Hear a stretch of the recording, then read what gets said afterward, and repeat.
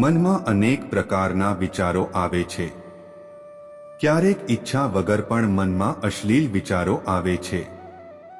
પરંતુ મહાત્મા ગૌતમ બુદ્ધની આ વાર્તા તમારા વિચારો બદલી નાખશે.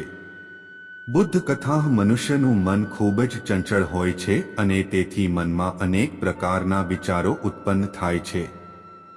ક્ષણભરમાં વ્યક્તિનું મન ઘણી બધી બાબતો વિશે વિચારવા લાગે છે. તેથી જ કહેવાય છે કે મનને કાબૂમાં રાખવું સહેલું નથી, પરંતુ ગૌતમ બુદ્ધે પણ મનને નિયંત્રિત કરવાના પરિમાણો વિશે જણાવ્યું છે. મનમાં વિચારો આવે તે ખોટું નથી, પરંતુ જ્યારે આવી સ્થિતિમાં વિચારો ખોટા હોય ત્યારે તે મુશ્કેલ બની જાય છે. જ્યારે મનમાં અશ્લીલ વિચારો આવે છે. ક્યારેક ઈચ્છા ન હોવા છતાં મનમાં અશ્લીલ વિચારો આવે છે. જો તમારા મનમાં પણ આવા વિચારો આવે છે, તો ગૌતમ બુદ્ધની આ વાર્તા ચોક્કસપણે તમારા વિચારોને ઉજાગર કરશે. બદલાવ આવશે. બુદ્ધની વાર્તા અશ્લીલ વિચારો કેવી રીતે બંધ કરશો તેમના સાધુઓને ઉપદેશ આપવાની સાથે સાથે બુદ્ધ તેમને ભિક્ષા માટે મોકલતા હતા. એકવાર તેણે પોતાના સાધુ ભરતને એક શરાબીના ઘરે ભિક્ષા આપવા મોકલ્યો. ભરત આખા રસ્તે શ્રાવિકા પાસે ગયો, મનમાં વિચારતો હતો કે આજે ભિક્ષામાં તેને શું ખાવાનું મળશે, કારણ કે ભરત ચંદ્રવંશનો રાજકુમાર હતો અને બુદ્ધના પ્રભાવ હેઠળ તેને વીંછી તરીકે દીક્ષા આપવામાં આવી હતી. ભરતને હંમેશા મહેલમાં ખાવા માટે સ્વાદિષ્ટ વાનગીઓ મળતી હતી, પરંતુ આજે તેને ભિક્ષાના રૂપમાં જે કંઈ મળશે તેનાથી સંતોષ માનવો પડશે. ભરત શ્રાવિકાના ઘરે પહોંચ્યો અને ભિક્ષા માંગી. લગ્નની વાર્તા ભરતને બેસવાનું કહેવામાં આવ્યું અને ખાવાનું લાવવા ઘરની અંદર ગયો. અહીં ભરત ફરીથી તેના મનપસંદ ખોરાક વિશે વિચારવા લાગ્યો અને શ્રાવિકા જમવાનું લાવતા જ ભરતને આશ્ચર્ય થયું. ભરતને લગ્નમાં તેની મનપસંદ વાનગી પીરસવામાં આવતી જોઈ અને તેનું મનપસંદ ભોજન જોઈને ખૂબ ખુશ થઈ ગયો. ભોજન લેતી વખતે પણ ભરત વિચારતો હતો કે મહેલમાં તેને ભોજન પછી આરામ કરવાની આદત છે, પરંતુ આજે બપોરના ભોજન બાદ તેઓને આશ્રમ તરફ પાછા તડકામાં ચાલવું પડશે. પરંતુ ભોજન પછી રાધિકાએ ભરતને થોડો સમય આરામ કરવા વિનંતી કરી. ભરત ફરી ખુશ હતો કે આજે તેની બધી ઈચ્છાઓ પૂરી થઈ રહી છે. આ પછી ભરત થોડો સમય આરામ કરવા લાગ્યો, પરંતુ આરામ કરતી વખતે પણ તે લેતો હતો.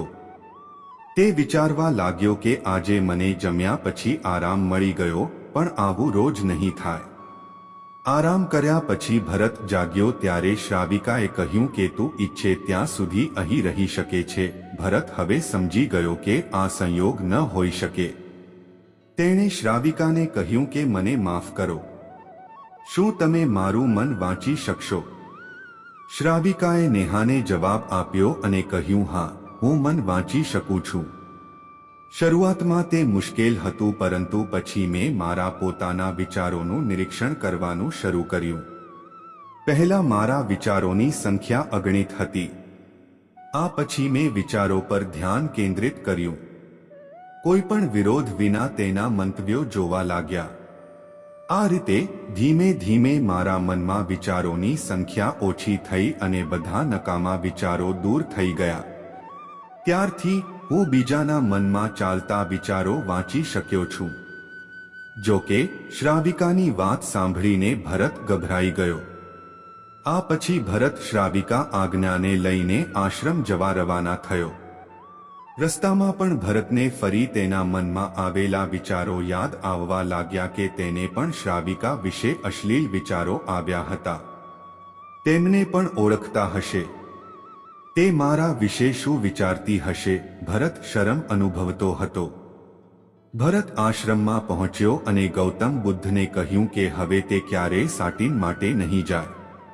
બુદ્ધાનીએ ભરતને પોતાની પાસે બોલાવ્યો અને તેને શું થયું તેની બધી તકલીફો મને જણાવવા કહ્યું. ભરતે બુદ્ધને બધું કહ્યું. આ પછી બુદ્ધે કહ્યું કે આગામી 1 અઠવાડિયા સુધી તમે એ જ શ્રાવિકાના ઘરે રિક્ષાટન માટે જશો. પરંતુ તમારે ધ્યાનમાં રાખવું પડશે કે આવતીકાલે ભિક્ષા માટે જતી વખતે તમારે તમારા મનને સંપૂર્ણ રીતે જાગૃત રાખવું જોઈએ. તમારા મનમાં કયા વિચારો ઉત્પન્ન થાય છે તેના પર ધ્યાન કેન્દ્રિત કરવું જોઈએ અને એ પણ ધ્યાનમાં રાખવું જોઈએ કે તમારા મનમાં કઈ ઈચ્છાઓ ઉત્પન્ન થઈ રહી છે. આ બધી બાબતોને ધ્યાનમાં રાખીને તમે કાલે જાવ અને પછી પાછા આવીને મને કહો. બીજે દિવસે બુદ્ધની સૂચના મુજબ ભરત દેશાટોન જવા નીકળ્યો. તેણે પોતાની ઇન્દ્રિયોને જાગૃત રાખીને આખો રસ્તે ચાલ્યો. જ્યારે ભરત શ્રાવિકાના ઘરે આવ્યો ત્યારે તેણે ભિક્ષા માંગી. તેના મનમાં કોઈ વિચાર આવ્યો ન હતો કે કોઈ વિચાર ઉત્પન્ન થયો ન હતો કારણ કે તેણે પોતાનું મન સંપૂર્ણપણે જાગૃત રાખ્યું હતું. ભરતે દીક્ષા લીધી અને આશ્રમ ગયા. ભરતે બુદ્ધને પ્રણામ કર્યા અને કહ્યું કે આજે તેણે પહેલા ક્યારેય નહીં જેવો આનંદ અનુભવ્યો. તમારે કોમેન્ટ સેક્શનમાં વાર્તા અવશ્ય જણાવો અને જો તમને ગમતી હોય તો આ ચેનલને અવશ્ય સબસ્ક્રાઇબ કરો અને નોટિફિકેશન દબાવો.